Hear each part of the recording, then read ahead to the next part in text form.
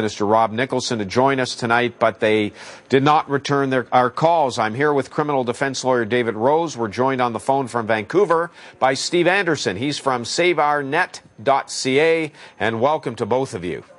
And David, I'm going to let me just start with you so people can understand this.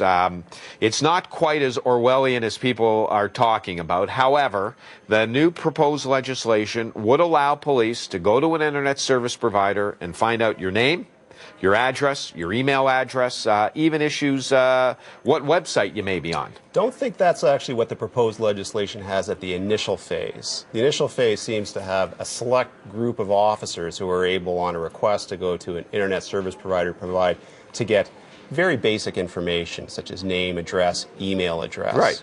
Doesn't seem to suggest in the first reading that they're looking for core biographical material at the first stage. Right. With that information in hand, what the legislation, I think, has the idea is that they can go to a judge and then get a warrant to get more detailed information. Because if they're worried about David Rose, they can go and they could say, they find out if David Rose is online, and then get some more information, and if I understand correctly, get that ISP to preserve that information. That's right. There's a provision in there where the internet service provider has to preserve the information for a period of time.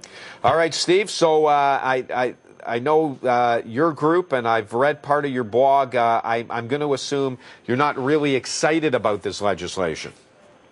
No, we're definitely not. And I mean, for pretty much the reasons that you've been discussing there in terms of the privacy implications, but also this, if this goes through, the government's basically requiring these ISPs to kind of snoop and look at our packets, look at what we're doing online, and part of what my group's trying to do at SaveOurNet.ca is say that ISPs should not be interfering with traffic online. They shouldn't be slowing down or looking at what we're doing. So it kind of, completely goes against that aspect of what we're working towards. And can you tell me, Steve, we hear these words all the time. You got to explain to me, and I'm sure a lot of our viewers, web neutrality. What does that mean? I know that comes into the analysis as well. Sure. Yeah, it's net neutrality, and it's a basic principle that's governed the internet since its inception, that basically says that the network operators, the internet providers that provide the internet to our homes and workplaces, their job is to provide us access to the open internet, and they're not supposed to interfere in how we use the internet. So, interesting. So the idea is that it's like how other networks work. So, for example, electricity. When you plug in a toaster, it just works, right? Like the electricity company provides you access. You pay for that. You pay for your usage, but they don't interfere with how you toast it, how you toast your bread. No, but they do provide details about how much electricity you use. Right. And the police already use that information in grow-op cases because they go to the electricity provider and get just information about what's the electricity. Yeah, but this proposed legislation, and this is what Steve's referring to, is that the ISP is going to be required, to install surveillance capabilities in the networks. That's right. The legislation says that they must have that capability. I don't think I would go so far as, Steve, to say that they now have to monitor, or they will be monitoring your internet traffic. They have to have that capability. Yeah, they have to have the capability, Steve, and that's still, I take it, it's even having the capability, because the idea being, if I understand this, is that once they have that ability, they may be asked to use it. I mean, there's no use in having that ability if they can't use it, right?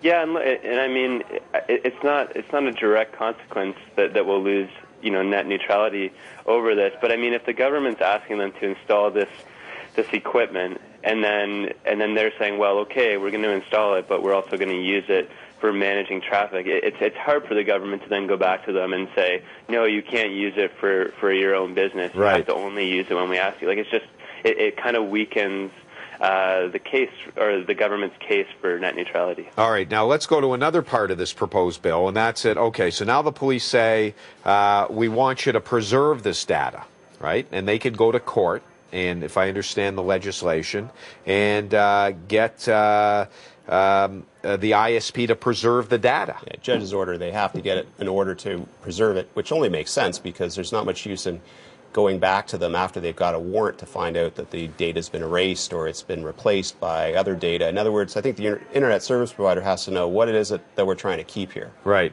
And, you know, Steve, the argument is, and if you heard the news conferences from last week, the argument is that technology is expanding exponentially. We can't keep up with it. And cyber crime, to use the word that has now been invented, is not keeping up. We can't keep up from an enforcement point of view, that the police need these powers. What do you think about that?